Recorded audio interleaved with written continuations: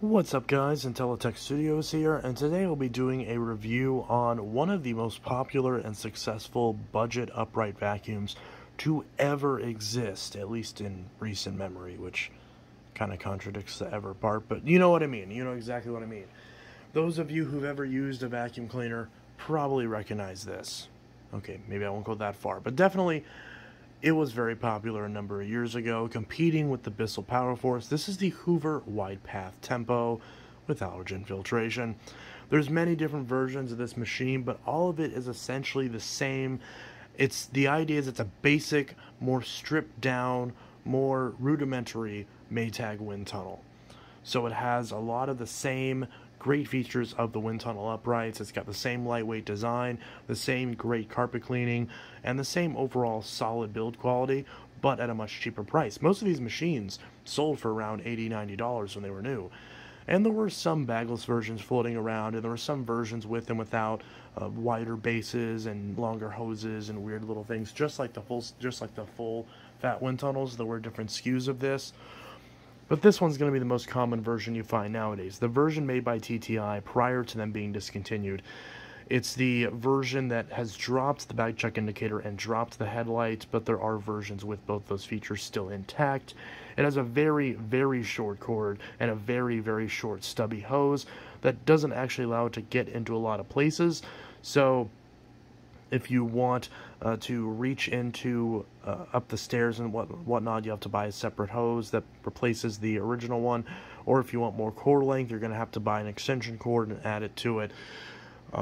So those right off the bat are the biggest problems. But for the price range, you know, you're sacrificing a little bit of convenience, but you're still getting a great solid budget upright that cleans well, is easy to service, and is capable of lasting a number of years before needing replaced. This is the Hoover Tempo. Now, right off the bat, there's a good number of things to know about this machine in terms of usability. So, first off, when we look at this, got a carrying handle right up here. It is very lightweight. I recommend just carrying it by the handle because the actual carry handle has this ribbed pattern in it, and it really hurts to actually carry it. So, it's not very comfortable. On the back, we've got our on-off switch. On some of the higher-end models, it would be up here on the handle. There's a blank for it, but it's not up here on this model. But we've got a power on-off switch. It's a standard rocker switch. Again, very similar to a Power Force. And then on the back, we've got this hose. It is worth noting, technically, this machine came first, so I guess I can't really compare it to a Power Force. We have a very short cord. Just for me turning it around, I'm already out of cord, as you can see. Not great. Right off the bat, that's the worst feature of this machine.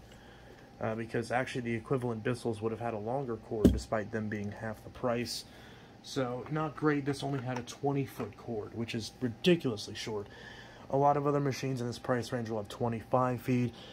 Some of them will have like around 23, maybe 24, if they're trying to kind of save a couple bucks per unit. This machine only has a 20-foot cord. So, especially considering the cord comes out of the bottom, that means that it's even less actual usable cable.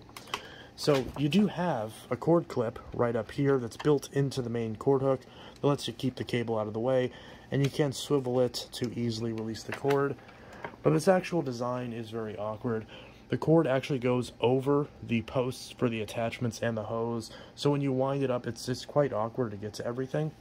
But we do have little sections to get to everything. Now this machine was missing all of the tools whenever I got it.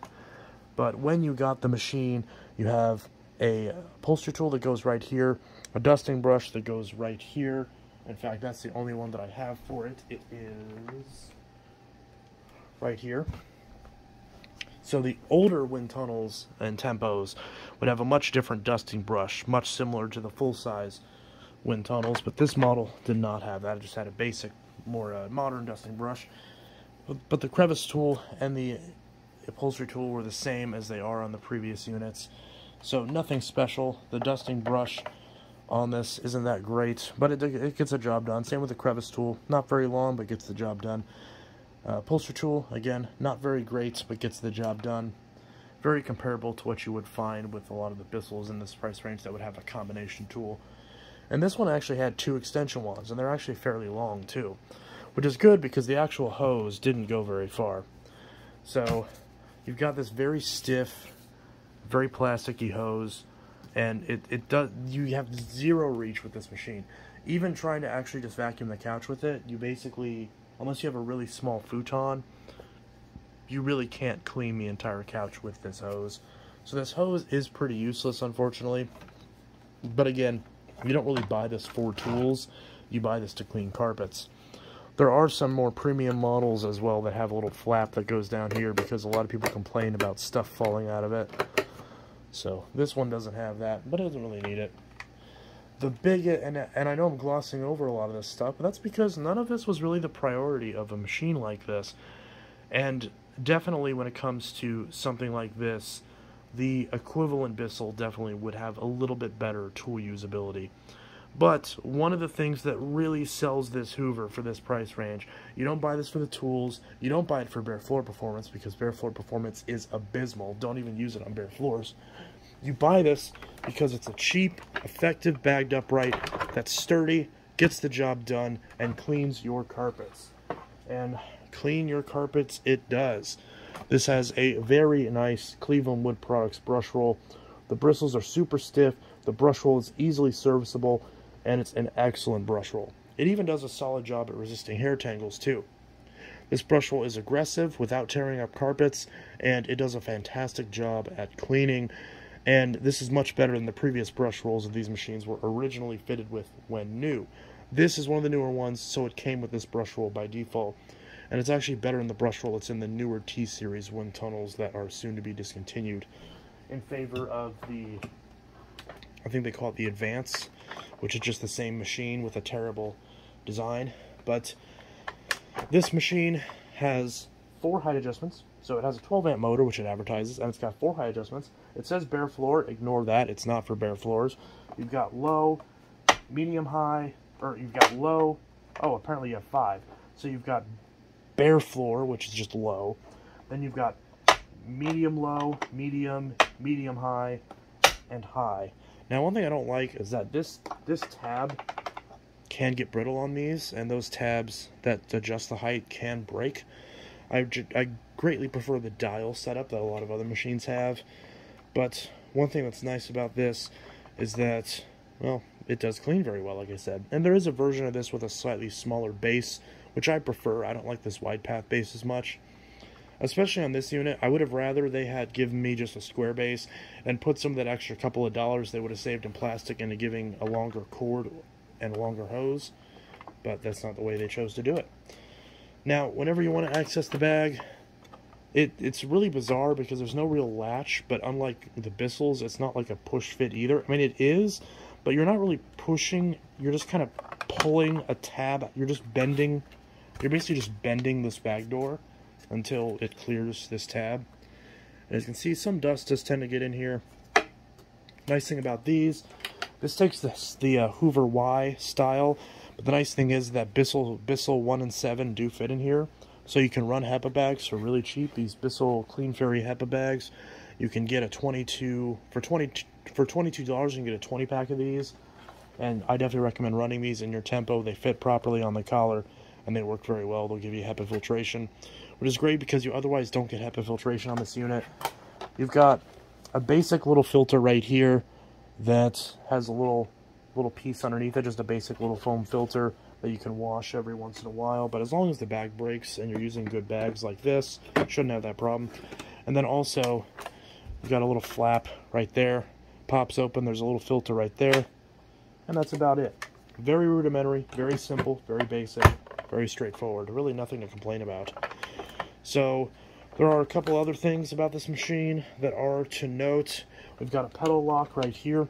Just like the equivalent Bissells, these pedal locks do fail sometimes.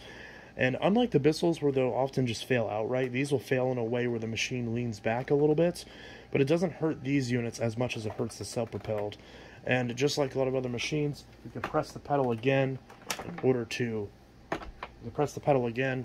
go flat underneath furniture. And since this is a bagged unit, it doesn't have very much clearance, so it can go underneath some things. But in my case, it's still too tall to go underneath anything. So, but for my house, it's not really a selling point. But if you have some higher up furniture, like higher up couches and bed frames and whatnot, then it very well may be a selling point to be able to get underneath those. And finally, the machine is super lightweight. It's not, I mean, I shouldn't say it's super lightweight, but it's definitely lightweight.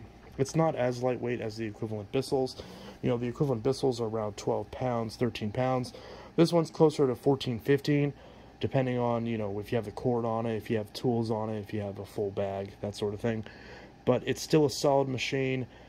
But the biggest Achilles heel for it is the tool and hose, or is the hose and cord length, because that really hurts the machine. It is good that it has the extra extension wands, and the attachments are pretty okay for a machine in this price range. But at the end of the day, the hose isn't very usable on this, not out of the box. But you can replace the hose with the same stair cleaning hose that you can get on the more premium wind tunnels, and that will let you then go all the way up the stairs with it if you so choose. And then as far as the cord, of course you can add an extension cord to it, so there are definitely ways to work around it. One other thing I don't like about this specific example is it has one of the newer TTI motors, which the quality of the newer TTI motors seem fine. In this particular unit, they don't seem to have any premature failures, but it's a lot of a cheaper and whinier motor. Despite it still being 12 amps, it's not the same motor. The older wind tunnels and then the subsequent tempos, they sounded great when you ran them. They ran super smooth, very, very nostalgic. I love the sound of an older Maytag wind tunnel. I don't know anybody who doesn't. They just run super smooth, and while they're not quiet, they definitely have volume. They were a much lower pitch, and they ran a lot smoother. And we saw this with the competing Bissell's as well, where the older Bissell's, they were a lot harsher than the wind tunnels, but they still had a deeper pitch to them and a deeper tone that made them not as ear-piercing as the newer motors. And this vacuum, unfortunately, has a very loud motor. And it's not a fault with the machine, it's just the motor has just gone down in quality. Not in terms of longevity, but just in terms of the style of motor they put in there. It's a much smaller, much whinier motor, and it really shows when you're using the machine. So the fact that it has a crappier motor and a very short cord and a very short hose definitely ruins it for me personally, and I'm not sure if I'm actually going to keep this machine or just part it out to fix one of my better wind tunnels. That's probably what I'm going to end up doing. But it is still an excellent machine, and if you can get over the sound and the lack of reach with this, it's a great machine if you want something that's solid, durable, easy to repair, easy to get parts for, and something that'll last a long time while keeping your carpets clean. So if those are the things you prioritize, then this is definitely still a machine that I can recommend. Although, obviously, you can't buy these anymore, so you're going to have to find them secondhand. I found mine at a Goodwill for about $7. It was either $7 or $13, I can't remember. I might be getting the price confused with a different machine. But it was definitely less than 20 bucks for sure. And all it needed was a belt and a good clean. And once I did that, and it didn't even need me to actually strip it down to the motor. It just needed the basic dust cleaned out of it and just a very basic service, like nothing too major at all. It wasn't clogged or anything. These machines, thankfully, with the way they're designed, are very resistant to clogs, so that's great. The airflow is pretty straightforward, so that's great. And these machines do have a lot of airflow, and they do clean very, very well. I know I keep mentioning they clean well, but it's important because that's really the only benefit to this machine, and the fact that it, you know, is built okay. So, with that said, apparently my cat objects to this machine. So with that said, we'll give this a super quick run, and again, it's very this cord is quite the hassle, but you know, we'll give it a run still, just super quick. And it's a little late, so hopefully this isn't too loud, but we'll just give it. Well, I'll change the height real quick. I think that's right. Then we'll give it a quick run.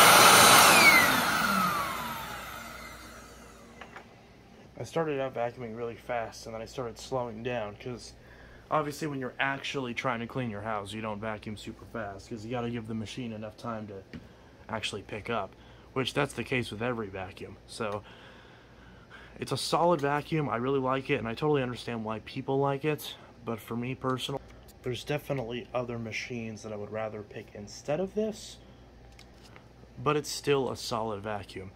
And yeah, definitely this review definitely should get the Intellitech Studios award for the most concise review that I've ever done, at least that I'm aware of, because this machine, there's not a lot to complain about, just very basic stuff, and it's all stuff you'd expect for the price range. So it's a solid machine. If you can find one for a good deal, you can still get parts for these, so you can definitely rebuild it, assuming it's not like split in half. And that's pretty much that. Let me know your thoughts on this machine in the comments below. Let me know if you should, which I think I'm going to do this anyways, but I'm debating on using this machine and parting it out to actually fix my transparent blue wind tunnel instead, and my cat keeps flopping against the tripod.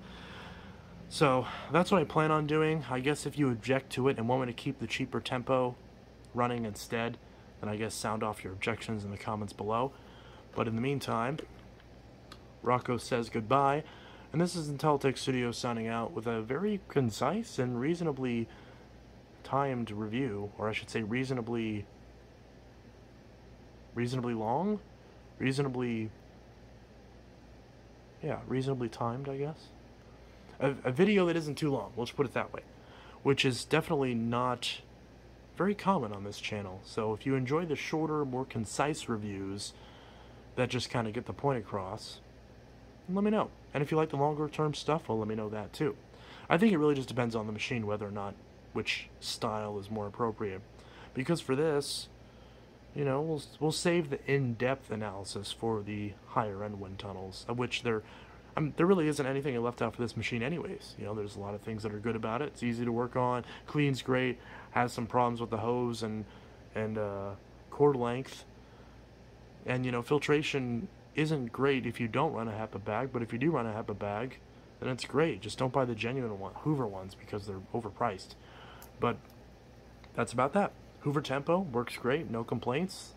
I definitely enjoy what I got out of it, and I'll probably end up using the parts to fix my other wind tunnel, unless anyone knows where I can source a screw set for a Maytag wind tunnel, like all the screws, because the screws on my blue one are rusted out, and that's assuming I can even extract them in the first place. I'll have to use my impact and see if that works, but hopefully if I can, then I'll use this machine to replace those screws, and if I can't, well, that's unfortunate. Because I really want to fix my transparent blue wind tunnel. The black one is for sale though, if anybody wants it.